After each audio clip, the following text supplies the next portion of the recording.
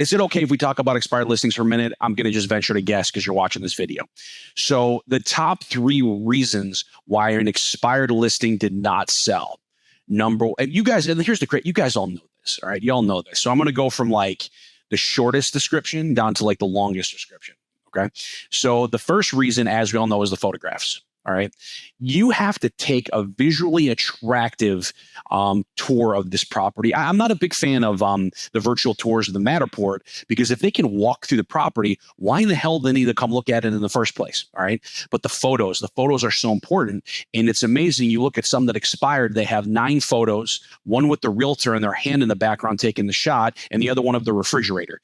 Come on, people. We could do better than that. All right. We need to have professional photography. You need to be there, and you need to sort them properly to give a walkthrough of the property. You know, you start off typically in the from the outside, then I'll go to the living room, then into the dining room, then into the kitchen, and then into the bedroom, and kind of walk along as we progress down the way. All right. Then when it comes down to the second one, it's the remarks. This is an actual story that you utilize to be able to grab people into the property, because they may not be visual learners on this stuff. They may be, can't even think of the word that I'm looking for. Learners that like to read stuff, all right, whatever the hell that means. So I'm a big fan of this. Drives realtors crazy. All right. So hate me if you want. Capital letters and exclamation points, because my intention is not to market to other realtors. It's to market directly to the consumer. And if you have 4 listings that are coming off the page there, and yours are capital letters with exclamation points, those are going to pop off the page like that. They're going to pop off the page. Then we need to take a verbal walkthrough of the property. All right. We need to share, you got to do something fun at the beginning. I always put on mine, and like I said, people are going to think I'm crazy here, because realtors don't like when I write this down. Wow, what a value! Exclamation point, exclamation point. This is the one you've been waiting for. Exclamation point, exclamation point, exclamation point. Then really the most important factor that comes into play up in that top right corner, you know what I'm talking about? It's the price. It's the price.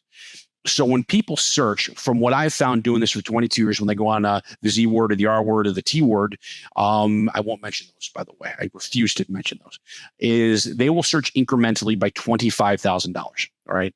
So people will list their home at $410,000, which is a pointless price, because all you're doing is you're leaving $15,000 of negotiating room on the table, because we all know when people look, they're either looking at $400,000 or $425,000. So you can go $50,000, but I like to get, really, really basic there. So we have to set our searchability by what people are actually searching for. So when it comes to your listing sheet, number 1, you got to get the right photos in place. Number 2, you got to make those remarks pop off the page. Number 3, price-wise, you've got to get that price where it covers multiple searchability standards. So, that's all I got, guys. Have an amazing day.